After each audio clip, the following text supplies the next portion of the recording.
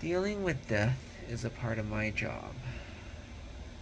I mean, last week I dealt with it, and it's pretty funny because the whole family was there, like 8 people, and they never met before. I just was seeing him for the first day. The patient's already out of it. He's been out of it for a week. And the family, he's ready to die, right? He's on a morphine drip. And the family was talking, and one guy just wanted me to chat, make conversation, ask me about where I'm from, my history, what's going on, to blah, blah, blah. I was telling jokes. It was just a jolly good time, and that's my job. As a doctor, I try to be humorous. I try to come in with good spirits.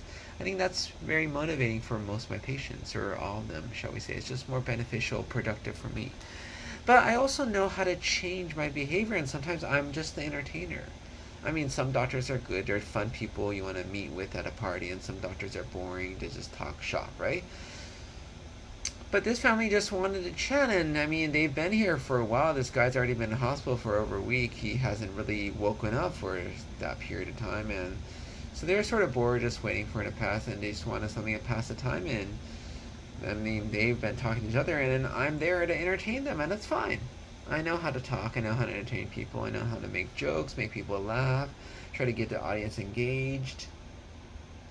But but that's not in my job qualifications. And I feel that's very interesting when you look at it that way, right? Because would you say that's part of my job? I mean, which doctor, posting does it say needs to entertain a party of 5 or more? That's not quite the same as public speaking, because public speaking to most people, I would say doctors, means that you're not afraid of speaking to a large group, not that you actually know how to keep them entertained. If you ever went to some of these research conversations, they're so boring, right?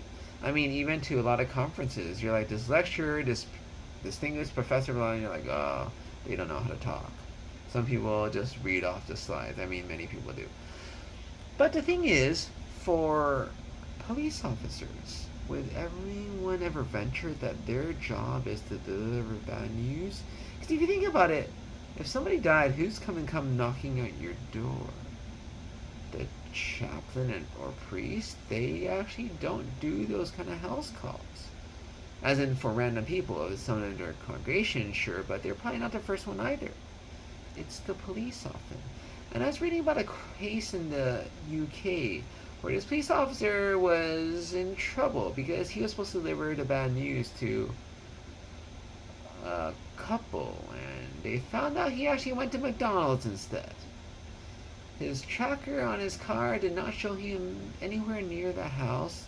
The couple confirmed it was a hot day, they couldn't sleep all night. They were up when he was there, when he said he was there, but they heard no knock or anything. And then the guy, a week later, went to scope out the house to actually look to see what the color of the door was so he could write a report about it, how he was there. Anyways, I feel bad for him. I mean, who wouldn't choose going to McDonald's? It's easy. It's satisfying. Pay some money, right? Get some food. Makes you feel good for a little bit. Whereas you could put yourself in this difficult situation of telling a couple their son died. Their son who they did not know had any issues. Particularly drug issues. I mean, I don't even know how much information he had. Other fact is, the son died. I mean, I've encountered this before. Because I feel it's my obligation, I had to call the mother to report, her daughter died. But when I say report, the daughter already died. She already knew this. They talked to her when this happened at 1 or 2 a.m. But I just feel it's my obligation because I'm the doctor who saw this patient in the hospital to just call her and talk. And she kept asking why, and I had no answers. I mean, and I'm a doctor who actually knows how people die. I've seen people die.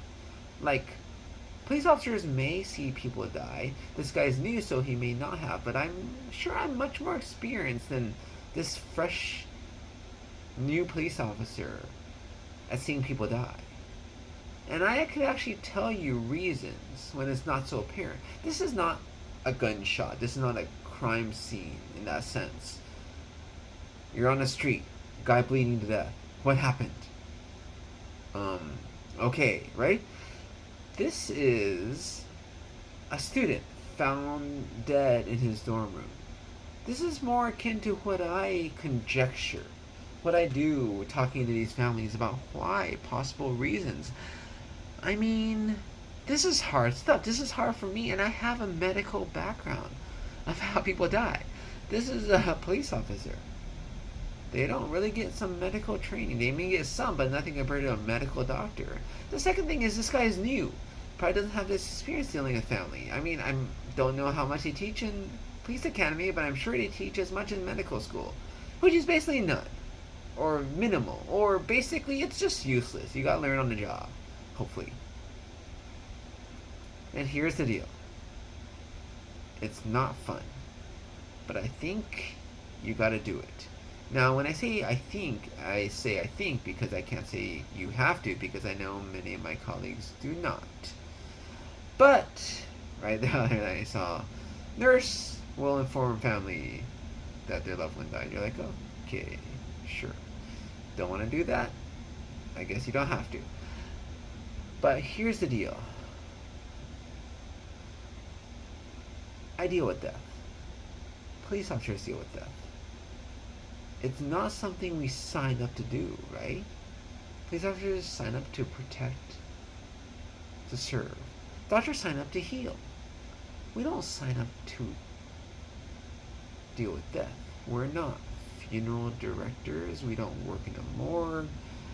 We're not a pastor. Why do we do this stuff? Because it's part of our job.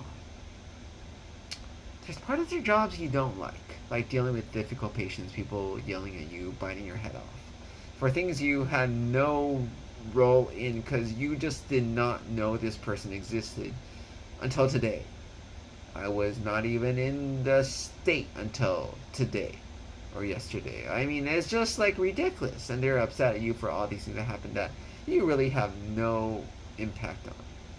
But that's annoyance. That's something that makes you hate your life.